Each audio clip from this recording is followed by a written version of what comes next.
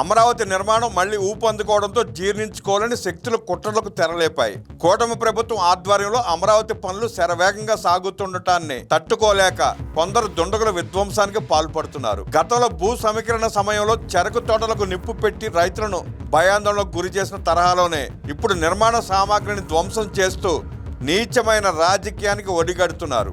రాజధాని ప్రాంతంలో అభివృద్ధి పనుల కోసం ఎల్ఎన్టీ సంస్థ తెచ్చిన భారీ పైపులకు గుర్తు తెలియని వ్యక్తులు నిప్పు పెట్టడం ఇప్పుడు సంచలనంగా మారింది. అయితే ఈ అగ్ని ప్రమాదం వెనుక అనేక అనుమానాలు వ్యక్తమవుతున్నాయి. కాలిపోయిన పైపులు సాధారణంగా నిప్పు అంటుకునే రకానికి చెందినవి కావు, హై డెన్సిటీ మెటీరియల్తో తయారు చేసినవి. అలాంటి పైపులు అగ్నికి ఆహుతి కావాలంటే పెట్రోల్ పోసి నిప్పు పెడితే తప్ప సాధ్యం కాదని నిపుణులు అభిప్రాయపడుతున్నారు. పైపులను భద్రపరిచిన ఆ బహిరంగ ప్రదేశంలో వంటలు చేయడం కానీ నిప్పు పుట్టే ఇతర పనులు కానీ జరగడం లేదు. అయినప్పటికీ భారీగా మంటలు వ్యాపించాయంటే అది ముమ్మాటికి దుండగల పని అని స్పష్టమవుతోంది.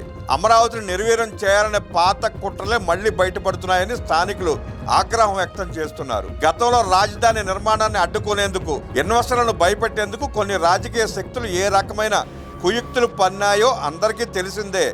ఈ విధ్వంసకర చర్యలపై కూటమి ప్రభుత్వం తీవ్రంగా స్పందించింది. ఘటనా స్థలాన్ని పరిశీలించిన అధికారులు ఇది ప్రమాదం కాదని, ప్లాన్ ప్రకారం జరిగిన కుట్రని ప్రాథమికంగా నిర్ధారించారు. ఈ ఘటనపై సమగ్ర విచారణకు ఆదేశించిన ప్రభుత్వం దోషులను వదిలిపెట్టే ప్రసక్తే లేదని స్పష్టం చేసింది. భవిష్యత్తులో ఇలాంటి ఘటనలు పునరావృతం కాకుండా రాజధాని ప్రాంతంలో భద్రతను మరింత కట్టుదిట్టం చేయాలని, ప్రధాన ప్రాంతాల్లో సీసీటీవీ నిఘాలను పెంచాలని ప్రభుత్వం నిర్ణయించింది.